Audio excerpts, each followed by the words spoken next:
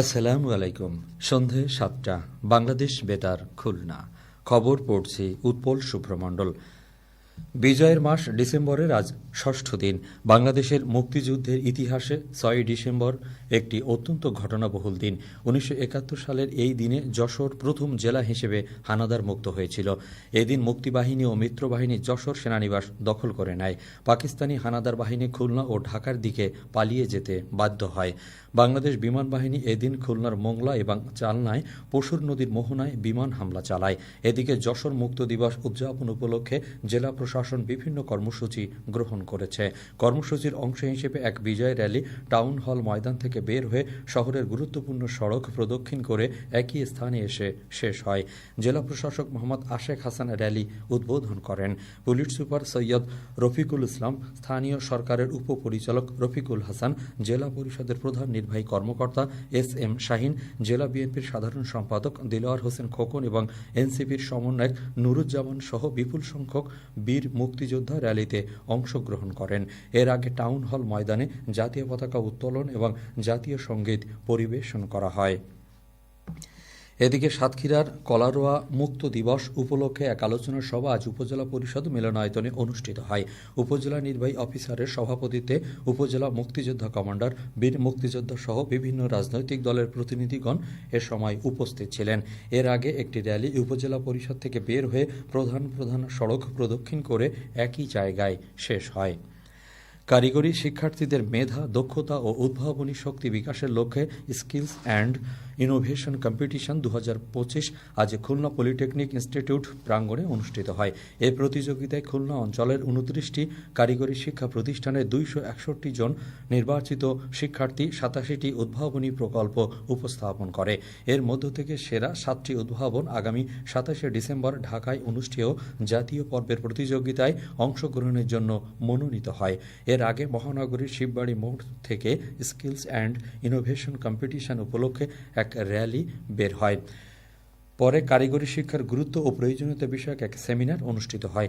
শিক্ষা মন্ত্রণালয়ের কারিগরি ও মাদ্রাসা শিক্ষা বিভাগের সচিব মোহাম্মদ রফিকুল ইসলাম এতে প্রধান অতিথি এবং কারিগরি শিক্ষা অধিদপ্তরের মহাপরিচালক প্রকৌশলী আবুল খায়ের মোহাম্মদ আক্কাস আলী, পরিচালক ভোকেশনাল প্রকৌশলী মোহাম্মদ রেজাউল হক, পরিচালক পিটিইউ প্রকৌশলী মোহাম্মদ মাকসুদুর রহমান এবং কারিগরি শিক্ষা অধিদপ্তর ও খুলনার আঞ্চলিক পরিচালক মোহাম্মদ মিজানুর রহমান বিশেষ অতিথি ছিলেন। জেলা প্রশাসক আ.স.ম. জামশেদ খন্দকারের সভাপতিত্বে জেলা প্রশাসন সহ বিভিন্ন কারিগরি, মাদ্রাসা ও সাধারণ শিক্ষা প্রতিষ্ঠানের শিক্ষক ও শিক্ষার্থী, শিল্প কারখানা, সুশীল সমাজ ও গণমাধ্যমের প্রতিনিধিবৃন্দ এ সময় উপস্থিত ছিলেন। খুলনা প্রকৌশল ও প্রযুক্তি বিশ্ববিদ্যালয়ের KUET electrical and electronic engineering বিভাগের অধ্যাপক মোহাম্মদ নুরুন্নবী মোল্লা সেমিনারে মূল প্রবন্ধ উপস্থাপন করেন। শিক্ষা মন্ত্রণালয়ের কারিগরি ও মাদ্রাসা শিক্ষা বিভাগের কারিগরি শিক্ষা বোর্ড কর্তৃক বাস্তবায়নাধীন এএসএসইটি প্রকল্প এর আয়োজন করে।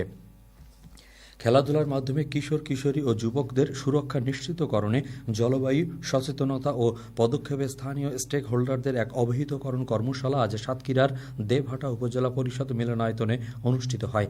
অতিরিক্ত বিভাগীয় কমিশনার সার্বিক হুসাইন শওকত এতে প্রধান অতিথি ছিলেন।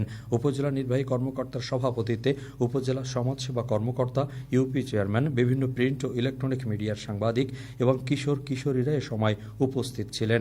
একটি বেসরকারি সংস্থা এর আয়োজন করে।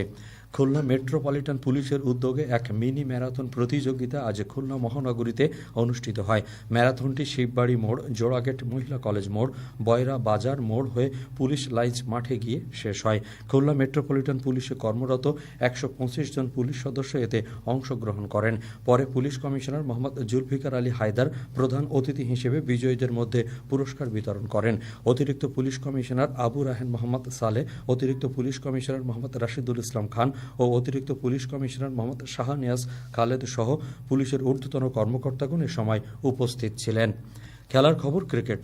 মাগুরা জেলা স্টেডিয়ামে জুলাই শহীদ স্মৃতি প্রথম বিভাগ ক্রিকেট লিগের আজকের খেলায় মঈনুদ্দিন স্মৃতি ক্লাব ২২৩ রানের বিশাল ব্যবধানে এরিনা স্মৃতি ক্লাবকে পরাজিত করেছে। এদিকে খুলনা জেলা স্টেডিয়ামে দ্বিতীয় বিভাগ ক্রিকেট লিগের আজকের খেলায় নবারুণ সংসদ ৫ উইকেটে রঘুনাথপুর রয়্যাল ক্রাশ ক্রিকেট একাডেমিকে পরাজিত করেছে। ফুটবল।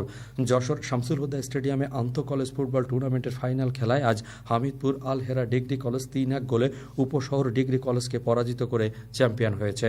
এদিকে সাতক্ষীরার কালীগঞ্জ উপজেলার দেয়া ডিএমসি ফুটবল মাঠে 8 দলীয় ফুটবল টুর্নামেন্টের দ্বিতীয় সেমিফাইনাল খেলায় আজ ঈশ্বরীপুর স্পোর্টিং ক্লাব টাইব্রেকারে 4-3 গোলে শ্রীকলা অনির্বাণ ক্লাবকে পরাজিত করে ফাইনালে উন্নীত হয়েছে।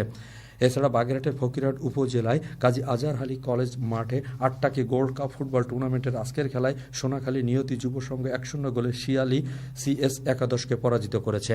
সবশেষে আবহাওয়া। আজ রাত 1টা পর্যন্ত পূর্বাভাসে বলা হয়েছে অভ্যন্তরীণ নদীবন্দরগুলোর জন্য কোনো সতর্কবাণী নেই এবং কোনো সংকেত দেখাতে হবে না। খবর শেষ হলো। আমাদের পরবর্তী খবর প্রচারিত হবে আগামীকাল সকাল 8টা 10 মিনিটে বাংলায়।